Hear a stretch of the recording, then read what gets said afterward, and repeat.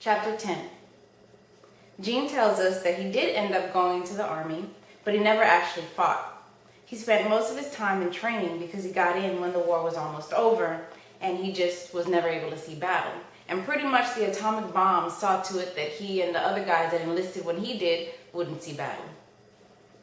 He tells us this information as a transition into explaining how he took a train to Vermont to go see Lepper. This train ride reminds him of the many train rides that he took while he was in the military. When he gets to Lepper's house, Lepper seems very different. Gene was hoping that Lepper would tell him that he was escaping from spies, through some whole espionage thing that Brinker and the rest of the guys were cooking up back at the school. But no. Instead, Lepper tells him that he escaped from the army, just like his telegram stated. Gene becomes nervous seeing what the army has done to Lepper, because now Gene is fearing that the same thing might happen to him. He might lose his marbles.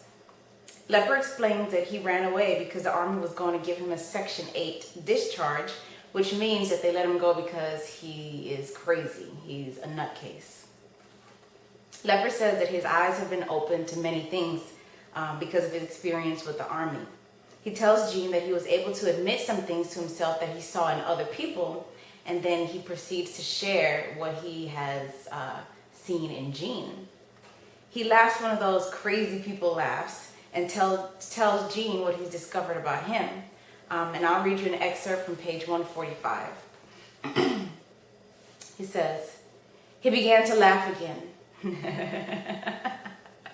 You always were a lord of the manor, weren't you? A swell guy, except when the chips were down. You always were a savage underneath. I always knew that, only I never admitted it. But in the last few weeks, despair broke into his face again. I admitted a heck of a lot to myself. Not about you. Don't flatter yourself. I wasn't thinking about you. Why the heck should I think about you? Did you ever think about me? I thought about myself and Mom and the old man and pleasing them all the time. Well, never mind about that now. It's you we happen to be talking about now. Like a savage underneath. Now there was the blind confusion in his eyes again, a wild slyness around his mouth, like that time you knocked Finney out of the tree. I sprang out of my chair. You stupid crazy! Still laughing. Like that time you crippled him for life. I shoved my foot against the rung of his chair and kicked. Lepper went over in his chair and collapsed against the floor. Laughing and crying, he lay with his head on the floor and his knees up. Always were a savage underneath. So that's the scene.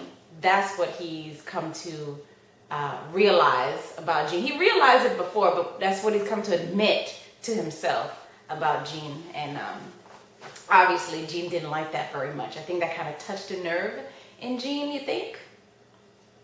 Anyway, Gene ends up staying for lunch after that whole ordeal, kicking him over and everything. Gene ends up staying for lunch, and he and Lepper go for a walk through the woods. Lepper explains, after showing up some deep emotions, he loses it and he starts crying. So he shares why the army labeled him as a psycho. He was unable to sleep at night. He lost his appetite. And this is the biggest one. He began hallucinating. The culminating incident that put him on his way to the crazy house was when he began hallucinating that one of his fellow recruits had the face of a woman and that another was holding a severed leg. He was really holding a broom, but in Lepper's eyes, he was holding a severed leg. He said the army had turned everything inside out for him. Like just nothing was the same. Well, the more into it Lepper got, the more Gene couldn't take it. He yells at Lepper to shut up, and then he runs away. Yeah, I'll comment about that later. Chapter 11. All Gene wants to do at this point is to see Phineas. When he gets back to campus, Finney has the guys engulfed in a snowball fight. At this point, Finney's in a walking cast, something very much lighter and smaller than the huge cast that he had to wear at first. Gene is glad to forget about Lepper for a while during the snowball fight. He hopes that no one asks him about Lepper. And at that point, they don't. During the fight, Finney changes loyalties and plays both sides, with the game ending with everyone going against Finney. Gene asks Finney whether he should be playing games like that, taking the risk of injuring his leg again. And Finney just says that, yeah, Dr. Stanpole, he warned me not to fall again, but. He says that he can feel his bone getting stronger and doesn't seem that worried about hurting himself again. And that kind of makes Gene feel a little bit relieved. In this chapter, Gene admits to us that he used to lie about where he's from. He kept plantation pictures taped to his wall. Remember, he's from the South. And he kept plantation pictures taped to his wall and kind of led people to believe that his family was a little more well-off than they actually are. However, now he says, but by now, I no longer needed this vivid false identity. Now I was acquiring, I felt, a sense of my own real authority and worth. I had had many new experiences, and I was grown up. That's on page 156. Indeed, Gene really is growing up. And for those of you who see this as a coming-of-age novel, this is an example of how Gene is growing up and changing his views about some things. But we can't allow ourselves to forget that he is a 16-year-old boy who still has immature tendencies. Immature tendencies like running away from a friend in need when you don't think you can handle what you're hearing, what they're saying. Remember what he did to Leper at the end of chapter 10. He just ran away from the guy. Here, Leper is, sharing his soul, sharing his raw emotions, and, Gene's like, I can't handle this. I don't want to hear anymore. Shut up. And then he runs away. Yeah. Gene ends up telling Brinker and Finney about Leper. He doesn't give them all the details, but through their probing questions, they figure out that Leper had a nervous breakdown and that he is AWOL from the military, absent without leave. There's another realization in this chapter. Brinker states that now 2 of their classmates are sidelined for the duration of the war, meaning Leper and Finney. This apparently makes Finney drop the veil in his mind that he had about the war, saying that it wasn't real. He quietly brought to a close all his special inventions which had carried us through the winter. Now the facts were reestablished, and gone were all the fantasies, such as the Olympic Games for the AD 1944, closed before they had ever been opened. How pretty sad for Finney, huh? How sad is that? Now his whole fantasy is just gone. Gene describes how recruitment picked up at Devon. Students are lining up appointments for military academies and other officer programs. Gene doesn't sign up for anything, nor is he going to try to get an appointment to one of the military academies.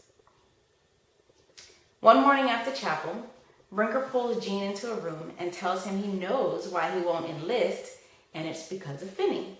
Brinker says that Gene pities Finney and will soon lead Finney into feeling sorry for himself.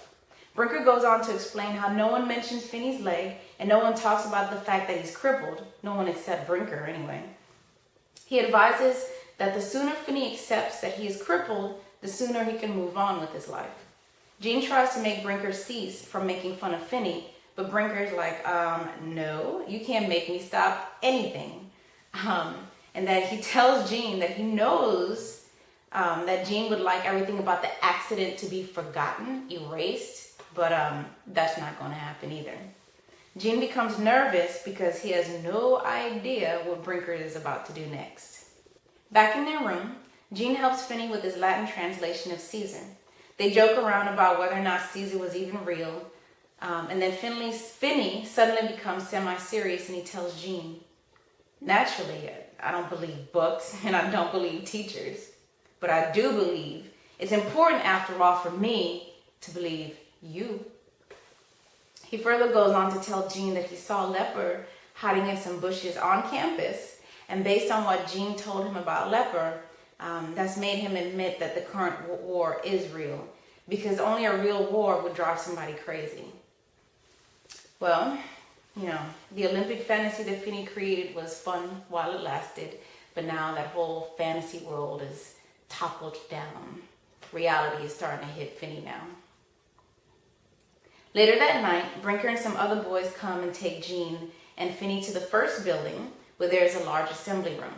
There are seniors there with their graduation gowns on, trying to look like judges, I guess. and Brinker is acting as a prosecutor. They have no idea what is going on until Brinker sits Finney down in the front and asks him to describe what happened the day he fell from the tree. When Gene begins protesting, Brinker's like, whoa, whoa, whoa, what's the big deal? This little tribunal is actually here to help you. It's to help Finney and it's to help you, Gene, because now, when the truth is told here, all those rumors and stuff can go away. Finney begins talking, but it seems like he's making stuff up and he's, just kind of making a whole joke out of the whole thing. And he's leading Gene into going along with his fake story, that he's telling. That he went up in the tree alone. He says that Gene was on the ground when he fell and that it was the tree that made him fall. Not anyone, it was the tree. It comes out that Leper is a witness to the event and that he is actually on campus. So some boys go and get Leper so he can, tell his side of the story. So he can testify. When Leper comes, Gene is very, very nervous, you think? But he hopes that the boys will see how crazy Leper has become and they won't believe anything that he says. Leper describes what he saw. He said he saw Finney and Gene up in the tree, but the sun was shining so brightly that they looked black as death standing up there, with the sun's rays shooting past him like golden machine gun fire. People are a little weirded out by his analogies, and Gene is like, yeah, see, he is crazy. Hopefully they can see how crazy he is. He describes how the person in the back held onto the tree and shook the branch up and down like pistons on an engine. And then the one out front fell. So suddenly at the end, when Brinker asks Leper to name the person, actually name the one who fell, which should be an easy answer, right? Well, Leper goes completely left and says that he won't incriminate himself and that he won't be anyone's fool anymore. He tells Brinker that, what, I'm important. I'm an important person. And I don't have to do things because it suits anyone else. I don't have to do anything that suits you. Well, basically, he's done taking orders from people like Brinker, and he actually kind of cusses at Brinker. Remember, he doesn't really like Brinker that much. Anyway, in the middle of this, Finney gets up and he tells the group that he doesn't care. I think Finney cries here because Gene mentions that he had never seen Finney crying. So I think, again, this whole chapter is about realizations. And now Finney, basically he's had little stages so far, realizing that this war is real. That's become clear to him. And now through this whole, tribunal thing, I think he's realized some things that he was trying to keep from himself. He was trying to deny. Like Gene actually did it on purpose, made him fall. And I think now it's hitting him. And I don't think I'd react any differently than Finney is. It's a lot. It's a lot mentally. So I can see why he would be crying at this point. So basically he's having to admit to himself that just as the war is real, so is the fact that his best friend caused him to crush his leg and ruined his life's dreams. No more Olympics for Finney, right? When Brinker tries to stop him from leaving, Finney cusses at him and tells him that he can find all the blanking facts he wants to, and then Finney just leaves. From inside the assembly room, the boys could hear Finney running away. Then, the last thing they heard is Finney falling down the marble stairs. Yes, this is where the music dun dun dun would play. Cliffhanger, chapter 12. Now, if you remember back to the first chapter, when Gene mentions the hardness of the marble steps, I believe it's on page 11. And I said that when he mentioned that, it seemed like he was foreshadowing something. Well, I think this is what he was referring to when Finney fell down the marble stairs in this building. Well, come to find out that Finney has broken the same leg again. The marble floor is so hard that it breaks his leg. The boys call the wrestling coach who lives nearby, and they also call Dr. Stanpole. Finney is taken to the infirmary. Gene is told to go home, but he instead goes to the infirmary and hangs out outside by the window to Finney's room. He can't really hear what everyone is saying, so Gene makes up whatever conversation he thinks that they're having inside of the room. So while he's making up this dialogue to himself, he makes himself laugh so hard that he has to cover his mouth to keep him from laughing out loud. But when he pulls his hand away, he says that it's covered in tears. I think that he wasn't really laughing because it was funny. I think he was laughing as a cover-up for his tears. His mouth may have been laughing, but I think his mind is so deeply disturbed by what's happening to Finney that, he just started to cry without realizing what was happening to himself. Eventually, things quiet down and Gene opens the window. Finney is not happy to see Gene at this point. He accuses Gene of coming to break something else on him, and Gene stupidly says that, "I came to fix your leg up." Finney is so infuriated that he falls out of the bed. All Gene can do is repeat, "I'm sorry, I'm sorry, I'm sorry." And with that, he leaves. Gene walks around campus and meditates on the situation. He's looking at buildings as if seeing them for the first time. He thinks there is some significance in the gym building that he had never noticed before. The same thing with the water hole where they would play hockey. Same thing with the trees, which were intensely meaningful, with a message that was very pressing and entirely indecipherable.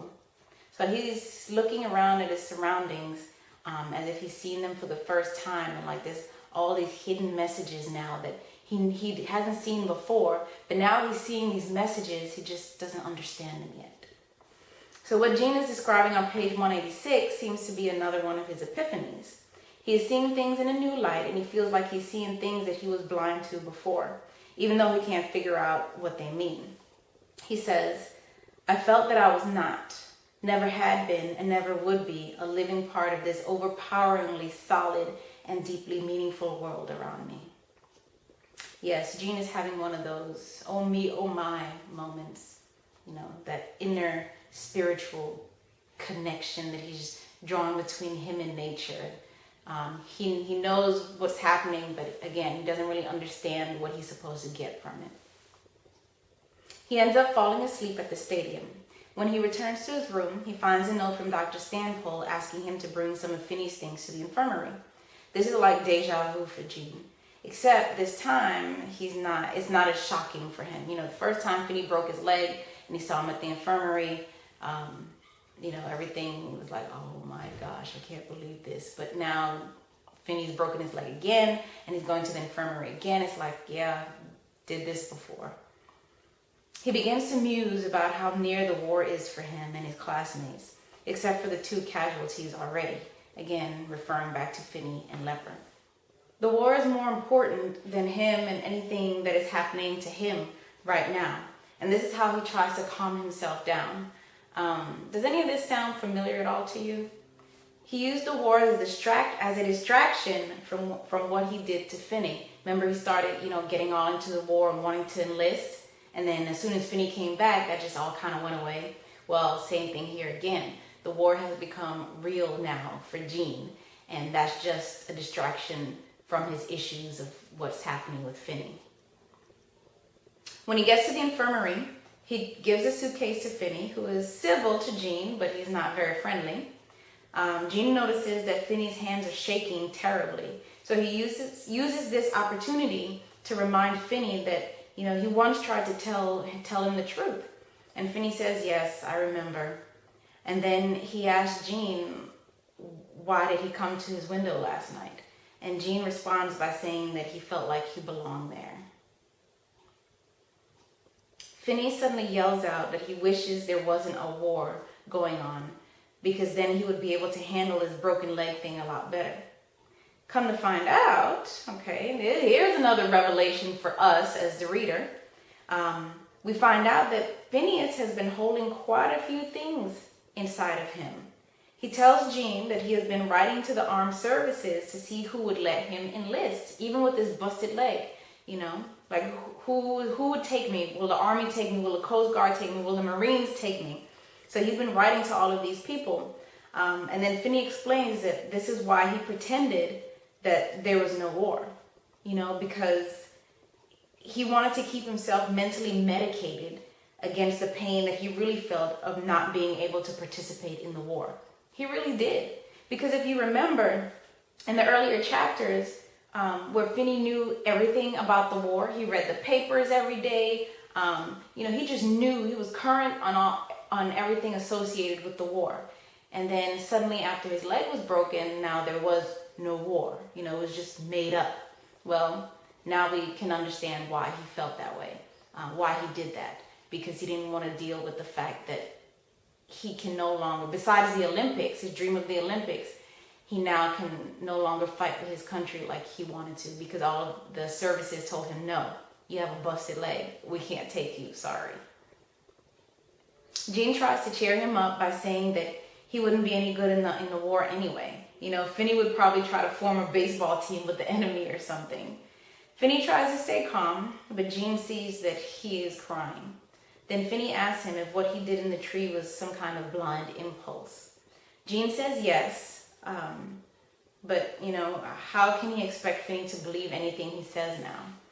And I'm going to read you an excerpt of this conversation on page 191. And this is Finney speaking first. I do. I think I can believe that.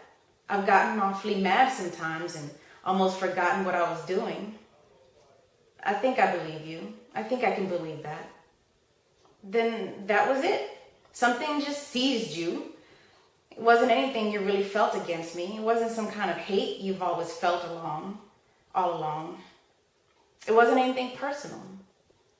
No. I don't know how to show you. How can I show you, Finney? Tell me how to show you. It was just some ignorance inside me, some crazy thing inside me, something blind. That's all it was. He was nodding his head, his jaw tightening and his eyes closed on the tears. I believe you. It's okay, because I understand, and I believe you. You've already shown me, and I believe you. Wow. How many of you out there would react the way that Finney is reacting? Just be so cool and so calm and, so forgiving of Jean. How many of you would do that? I'm just curious. Okay. So Finney would be going into surgery that afternoon, and Jean plans on going to see him at 5 o'clock. So Jean goes through his day telling us what he did, and pretty much, gives us details hour by hour, counting up or counting down until the time he's able to go see Finney after his surgery. He finally gets to the infirmary, only to find out. Now I'm going to be honest with you. This chapter had me kind of vexed and kind of sad. So if I get a little emotional, when I read parts of these passages or, I talk about what's going on, just bear with me. But basically, 5 o'clock comes, Jean goes to the infirmary. He meets Dr. Stanpole in the hallway, and Dr. Stanpole is looking at Jean, and he tells him that Finney has died. Finney is dead. He died during surgery. So I'm going to read an excerpt of the conversation from page 193, and it goes over to page 194. So Dr. Stanpole is talking, and he says, "Whew. It was such a simple, clean break. Anyone could have said it. Of course, I didn't send him to Boston. Why should I?" He seemed to expect an answer from me, so I shook my head and I repeated, "Why should you?" In the middle of it, his heart simply stopped without warning. I can't explain it. Yes, I can. There's only one explanation. As I was moving the bone, some of the marrow must have escaped into his bloodstream and gone directly to his heart and stopped it. That's the only possible explanation. The only one. There are risks. There are always risks. An operating room is a place where the risks are just more formal than in other places. An operating room and a ward. And I noticed that his self-control was breaking up. Why did it have to happen to you boys so soon, here at Devon? The marrow of his bone, I repeated aimlessly. This at last penetrated my mind. Phineas had died from the marrow of his bone flowing down his bloodstream to his heart. I did not cry then or ever about Finney. I did not cry even when I stood watching him being lowered into his family's straight-laced burial ground outside of Boston. I could not escape a feeling that this was my own funeral, and you do not cry in that case.